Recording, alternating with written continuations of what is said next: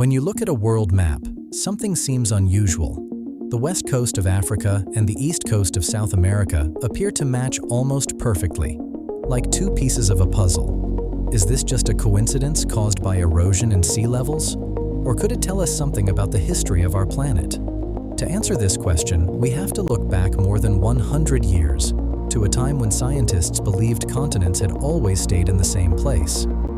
In the early 20th century, several scientists noticed that the continents might once have been connected. The coastlines of South America and Africa fit together surprisingly well when you remove the Atlantic Ocean. However, scientists knew that coastlines change over time. Waves, erosion, and rising sea levels constantly reshape the land, so the similarity alone was not strong enough evidence. A serious scientific explanation required more than visual resemblance. In 1912, a German meteorologist named Alfred Wegener proposed a bold idea. He suggested that all continents were once joined together in a single landmass. He argued that this supercontinent later broke apart, and the pieces slowly drifted to their present positions. Wegener did not just rely on the shape of the coastlines. He collected evidence from geology, paleontology, and climate research. Still, many scientists were skeptical. Wegener called this ancient landmass Pangaea, meaning all Earth. He believed it existed around 300 million years ago. According to his theory, Pangaea later split into smaller continents, which continued to move apart over millions of years. This idea is known as the theory of continental drift. At the time, it challenged the dominant scientific belief that continents were fixed and immovable. One of Wegener's strongest arguments was fossil evidence.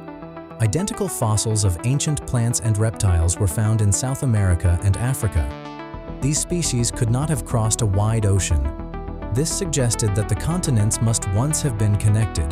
In addition, rock formations of the same age and structure were discovered on both sides of the Atlantic Ocean. Even glacial marks in Africa indicated that the continent was once located closer to the South Pole. Together, these findings strengthened the theory. Despite the growing evidence, there was one major problem. Wegener could not explain how continents were able to move. At that time, scientists believed the Earth's crust was solid and rigid. There was no known force strong enough to push entire continents across the planet.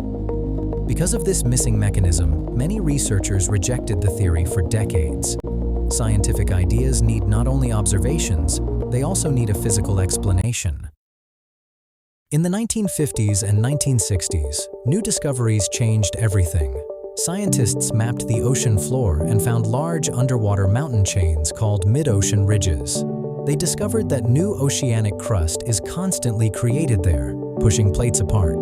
This process is called seafloor spreading. The theory of plate tectonics finally explained what Wegener could not. The Earth's surface is divided into moving plates that slowly shift over millions of years. Today, plate tectonics is one of the fundamental theories in geology. Africa and South America were once connected as part of Pangaea. They are still moving today, but only a few centimeters per year. What once seemed impossible is now supported by strong scientific evidence. Science does not change because of opinions. It changes because of new data, better technology, and careful observation.